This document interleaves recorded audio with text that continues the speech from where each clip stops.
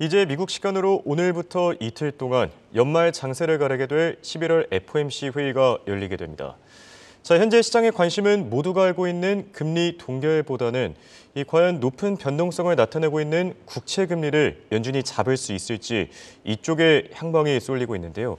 그런 만큼 오늘은 다양한 각도에서 연준의 피벗 가능성을 검토해보는 시간 마련해봤습니다. 도움 말씀에 한국경제신문의 한상춘 논설위원 나와 계십니다. 안녕하십니까? 네, 안녕하십니까? 자, 11월 FOMC 회의를 앞두고 오늘 미국 증시 3대 지수 일제히 큰 폭으로 올랐습니다. 그만큼 기대감이 커지고 있다 이렇게 봐도 되겠습니까? 네, 월가에서 오늘만 같아라 하는 얘기를 하는데요. 예. 오늘 그 5대 호재가 나왔습니다. 예. 자동차 파업이 오랜만에 종결됐고, 그다음에 미국의 재무부의 그 차입금이 좀 이렇게 줄겠다. 요건 예. 이제 국제 금리를 안정시키게 되게 되겠죠. 그리고 어제도 이제 말씀드렸습니다는 주말에 그 중동 정세가 하도 복잡하다 보니까 국내 언론에서 5차 중동 얘기, 3차 올쇼크 이런 얘기 했습니다는 예. 이 방송을 통해서는 국시전뿐인 안 된다. 또 호르무즈가 봉쇄되는 경우에는 가장 피해는 이란이 되기 때문에 예. 쉽지 않는 거다 하는 이런 말씀을 드렸는데요. 오늘 국제유가가 82달러로 많이 떨어졌습니다. 예. 이것도 증시의 그 호재가 되고요. 그다음에 전문 심리경제협회의 미국의 그 경기 침체에 대한 이렇게 조사를 했는데 내년에는 연착륙했다. 이것도 다우존스를 좀 끌어올리는 이런 요인으로 그 작용했고요.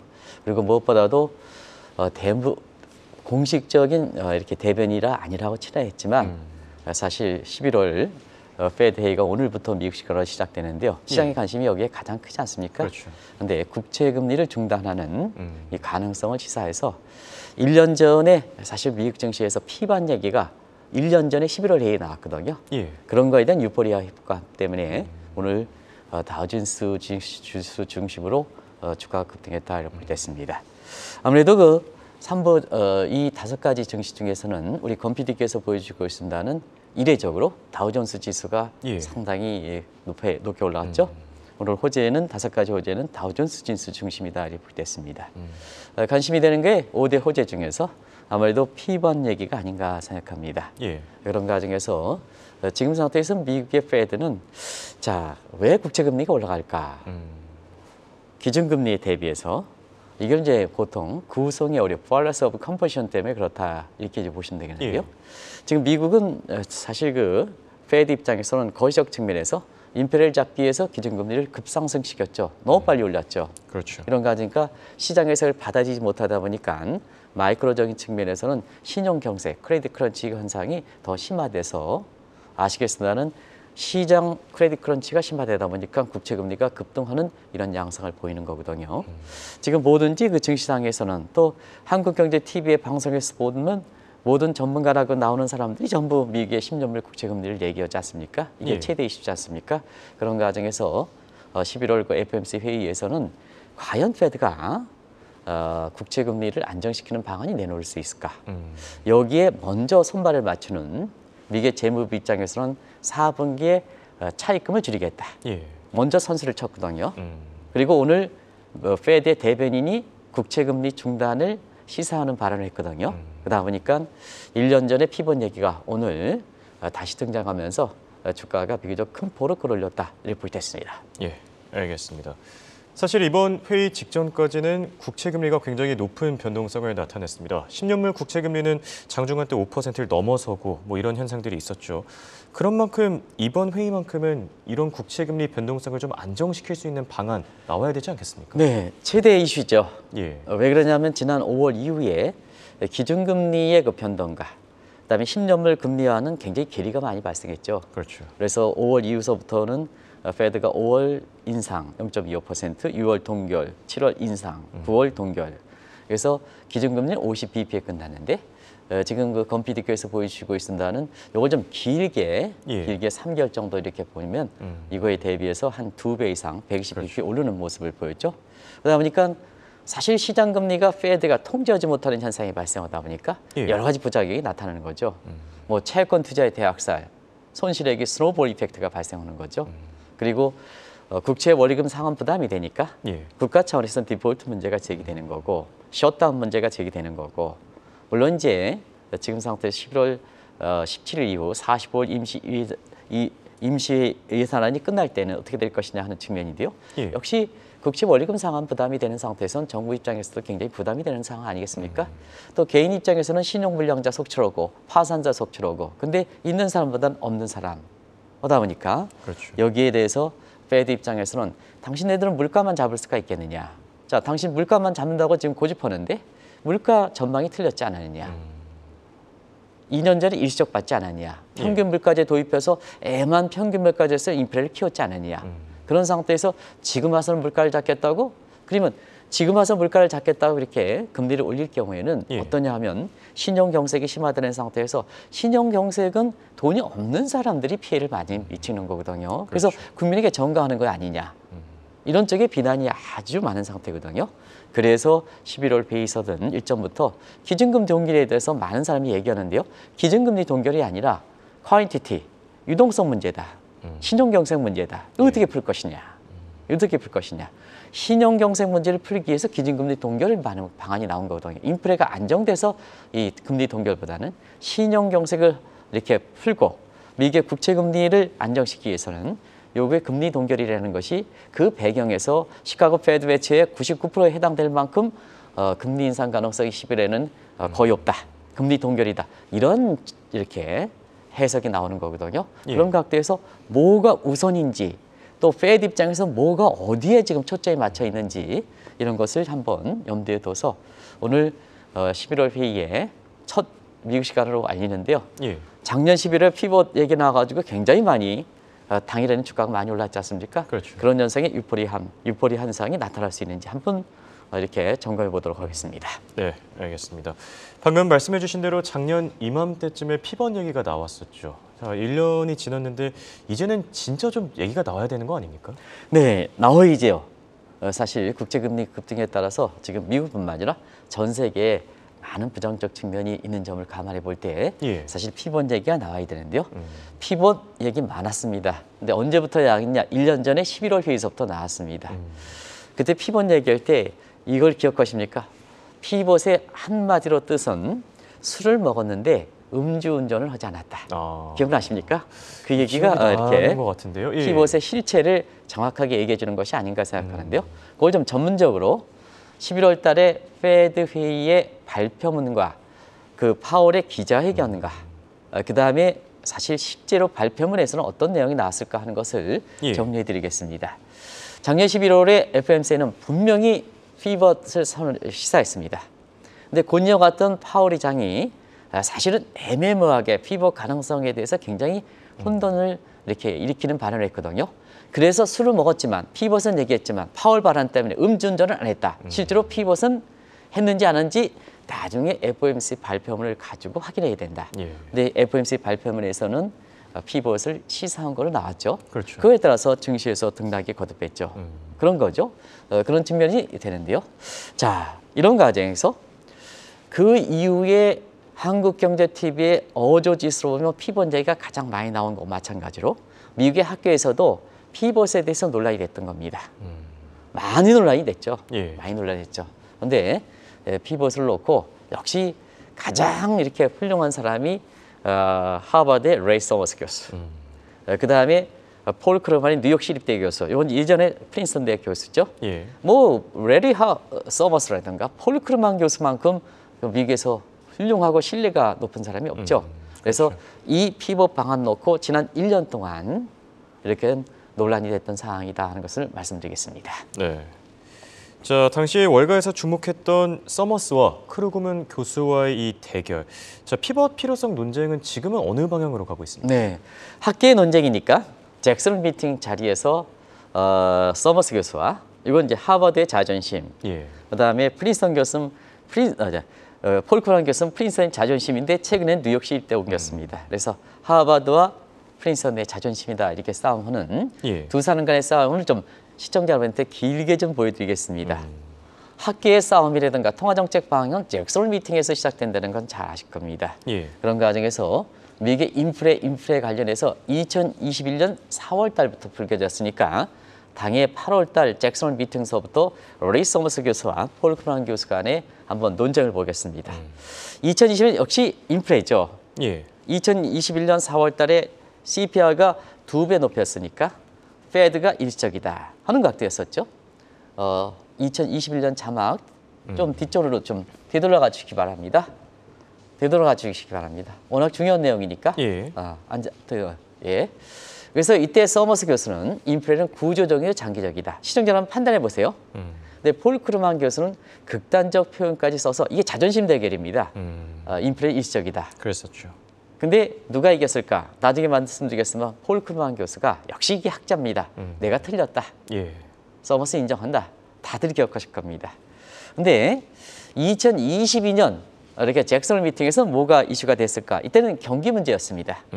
경기 문제 됐습니다. 그래서 서머스 교수는 본인이 얘기한 대로 미국 경제는 세큘라, 구조적으로 스태그네이션, 침체적인 하이퍼시스, 가설에 있다. 이 얘기를 고소하고 있습니다. 예. 이건 제가 대학원 학생들 강의 한 학기 동안 강의해도 부족한 내용입니다.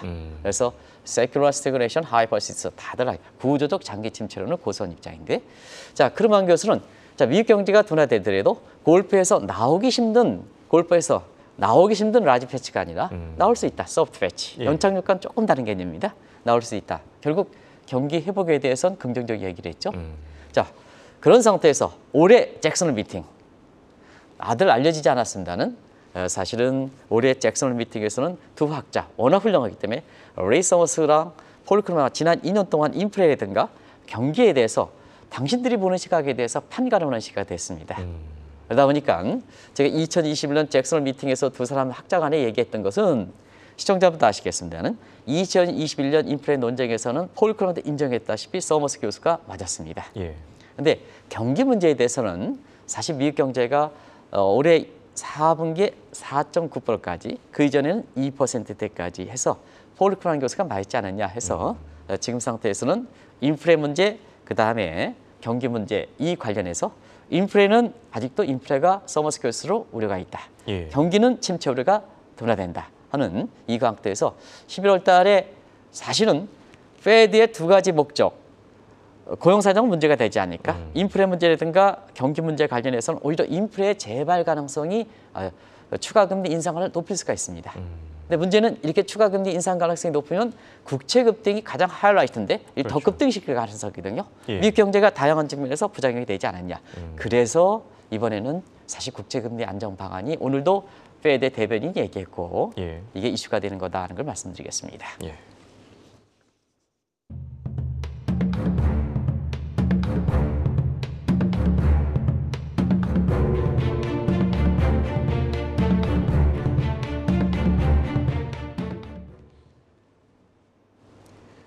그렇다면 연준이 이번 11월 FOMC 회의에서 과연 피벗을 시사할지 그 가능성을 알아봐야 될 것 같은데요. 그래도 1년 전에 비해서는 인플레이션 확실히 많이 나아지지 않았습니까? 인플레 많이 나아졌죠. 예. 우리가 사실 페드의 통화 정책의 잣대가 되는 것이 이제 PCE 가격 상승률인데요. 1년 전에는 이게 7%대였습니다. 근데 엊그제 발표했습니다는 9월 달 같은 경우에는 8월 달에 3.8%에서 3.7%로 많이 안정돼 있습니다. 예. 사실 그러다 보니까 이 측면에 있어서 이렇게 보면 작년 11월 달에도 피번 얘기가 나왔는데 1년이라는 시점에서는 페드 제1선 목표인 물가 안정이라는 차원에서는 피벗의 얘기가 11월 달에 더 가능성이 높다. 1년 전보다. 그리고 이 9월 달에 PCE 물가 상승 3.7%는 절대 수준으로 볼 때는 2년 5개월 만에 가장 낮은 수준이거든요.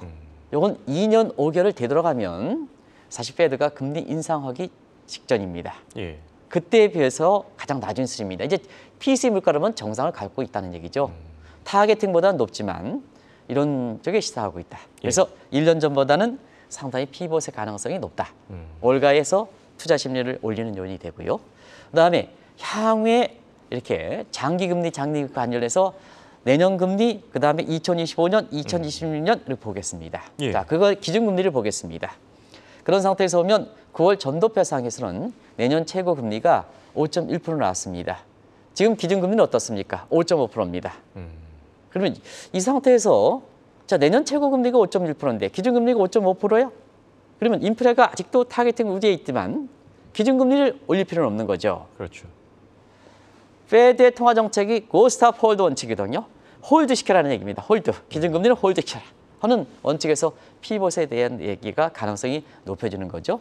그래서 지금 상태에서는 연준의 제1선 목표를 볼 때 또 기준금리가 지금까지 수준을 볼 때는 이번 회의에서 피벗을 시사하더라도 큰 무리가 없다.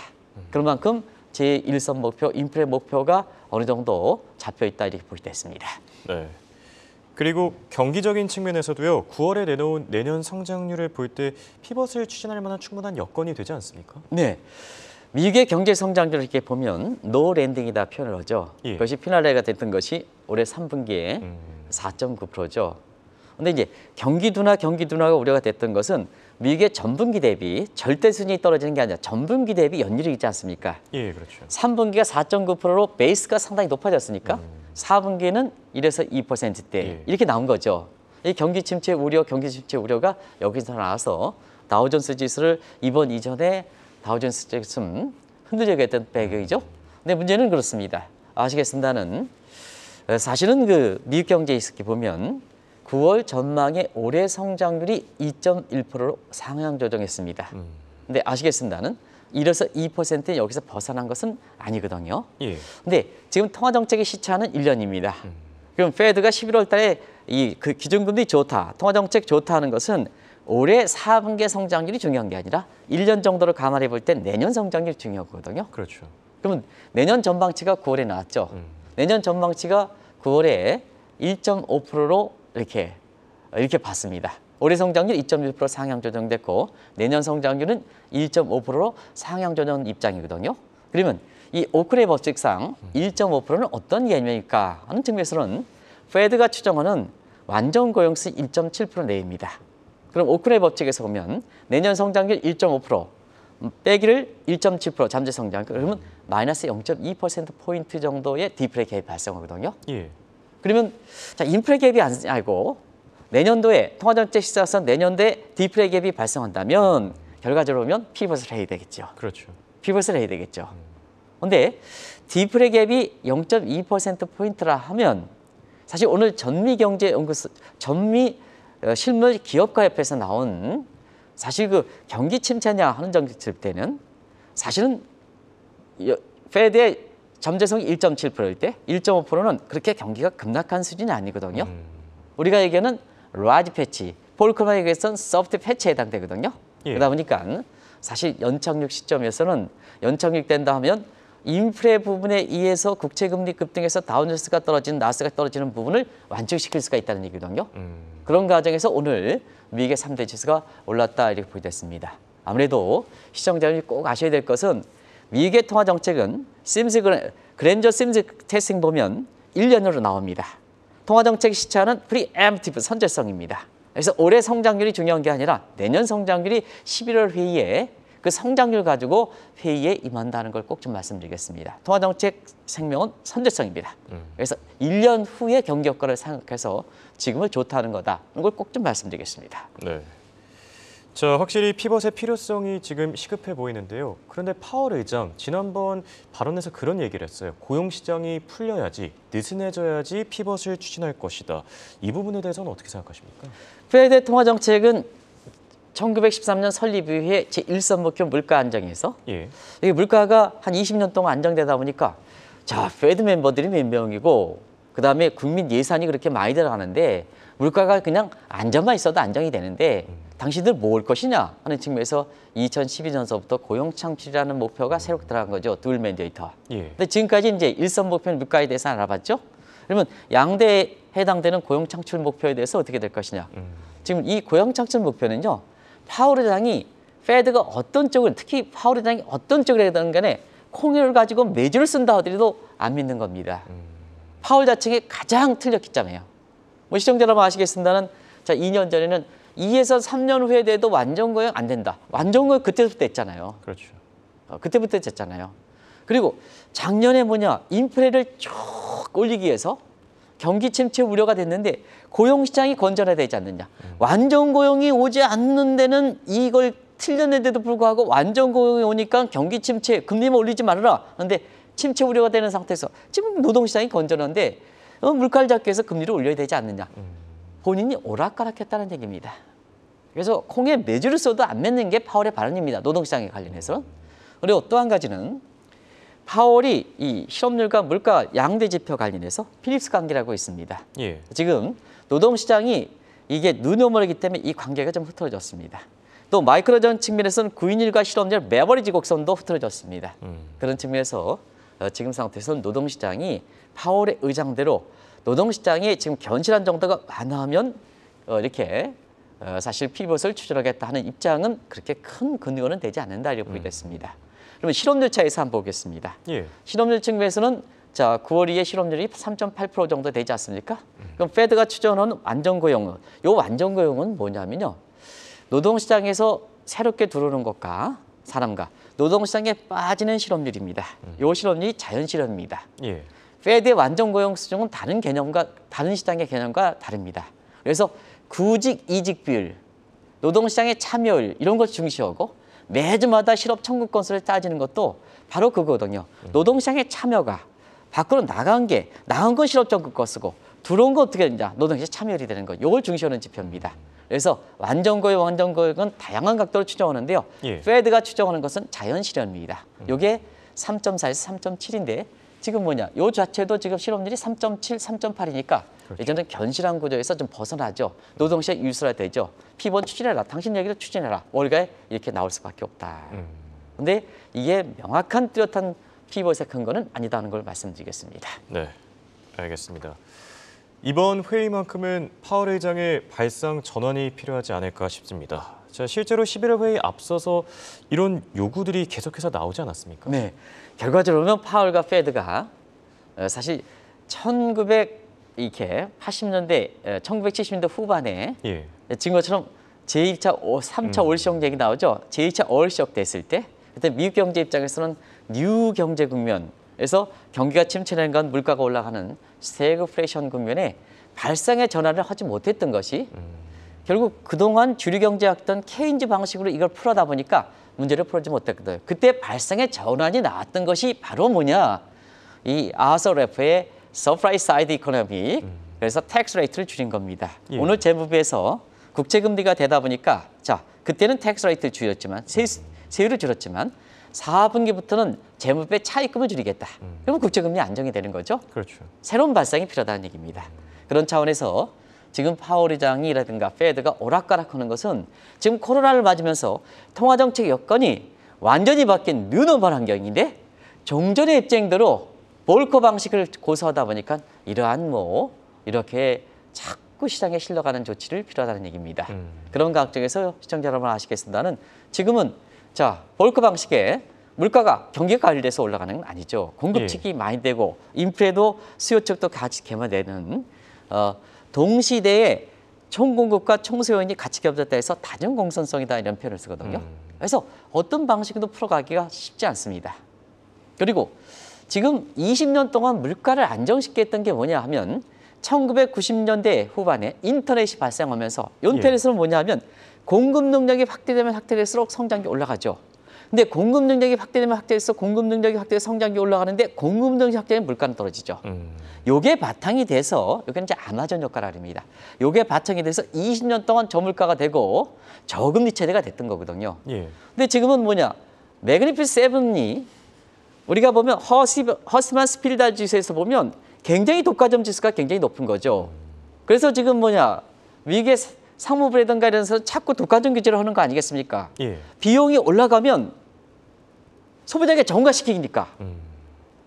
그리고 밑에 사람들 고통을 분담시키니까. 그런 측면에서 여기 아마존 효과가 나오니까 자, 당신네들 페드랜과 파월 입장에서는 물가만 잡기 위해서 과거와 동일한 방식대로 가? 지난 3년 동안 당신의 시행착오를 반복하지 않았느냐. 예. 지금 저에서 발상에 대해 전환을 해라. 그래서 지금 상태에서는 물가를 잡기 위해서 물가 금리만 올리지 말고 그렇게 하면 자꾸 국제금리에 따라서 부작용만 지금 전 미국뿐만 아니라 전 세계 확산된다. 그렇죠. 그러다 보니까 발상의 전환이 필요하다. 그것이 재무부에서 차입금 축소, 그다음에 이번 같은 경우는 피봇, 국제금리 안정시키는 방안에서 자 QT 문제를 좀 폐지하거나 예. 축소해달라.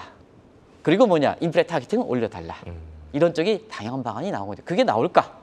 이게 11월 회의의 관심이다. 기준금리 동결되기를 자꾸 전문가라 치하는 상황이 얘기하는데요. 그건 이미 이게 11월 회의에서는 그게 문제가 되는 게 아니다 하는 것을 좀 말씀드리겠습니다. 예, 알겠습니다. 이렇게 오늘은 11월 FOMC 회의를 다양한 포인트에서 관전해봤습니다. 지금까지 도움 말씀에 한국경제신문의 한상춘 논설위원이었습니다. 대화 고맙습니다. 네, 고맙습니다.